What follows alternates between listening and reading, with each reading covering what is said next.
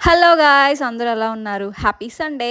ఈరోజు మా ఇంట్లో స్పెషల్ చేపల పులుసు అనమాట. నాకు ఇష్టం లేదు, మా హస్బెండ్ కోసం చేస్తున్నాను. అత్తయ్య కూడా ఉన్నారు.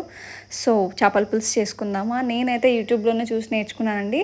సో శ్రావణీస్ కిచెన్ అన్నిట్లో చూసి కొంచెం ట్రై చేశాను అనమాట. ప్యాన్ పెట్టుకొని 4 స్పూన్స్ ఆయిల్ వేసుకున్నాను అనమాట. ఆయిల్ దీనికి కొంచెం ఎక్కువే పడుతుంది. ఫస్ట్ ఆయిల్ వేసుకున్న తర్వాత ఆనియన్స్ వేసుకున్నాను. ఆనియన్స్ ఫ్రై అవ్వాలన్నమాట. సాఫ్ట్గా ఫ్రై అయిన తర్వాత పచ్చిమిరపకాయలు, కరివేపాకు వేసుకున్నాను. అవి ఫ్రై అయిన తర్వాత టమాటో ప్యూరీ, నేను 2 టమాటోస్ తీసుకున్నాను అనమాట. దాన్ని ప్యూరీగా చేసుకొని ప్యూరీ వేసుకున్నాను. అది బాగా ఫ్రై ఆయిల్ పైకి తేలాలన్నమాట. అలా చేసిన తర్వాత నేను ఒక పేస్ట్ చేసుకున్నాను.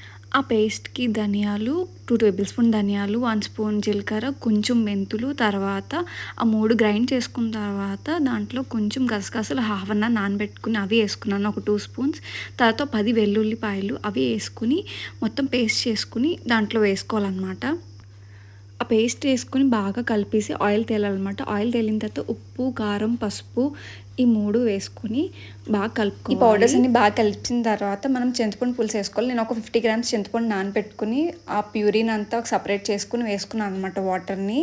సో ఆ చింతపండు ప్యూరీని వేసేసుకున్నాను. నీట్గా సపరేట్ చేసేసుకొని ఆ వాటర్ దీంట్లో వేసుకోవాలన్నమాట, చింతపండు వాటర్. తర్వాత ఒక 5 మినిట్స్ బాయిల్ చేసుకోవాలి. బబుల్స్ వచ్చిన తర్వాత కూడా 2 మినిట్స్ బాయిల్ చేసుకోవాలి. బాయిల్ చేసుకున్న తర్వాత ఆ పులుసులోని ఈ చేప ముక్కలు సపరేట్గా వేసుకోవాలన్నమాట. నేను ముందే చేప ముక్కలకి ఉప్పు, పసుపు, తర్వాత కారం కలుపుకొని పెట్టుకున్నమాట. 10 మినిట్స్లో పులుసు బాగా ఉడికిపోద్ది అన్నమాట. పీసెస్ కూడా బాగా టెండర్గా ఉడుకుతాయి. ఇంతకీ సండే స్పెషల్ మీ ఇంట్లో ఏంటి? కామెంట్ చేయండి.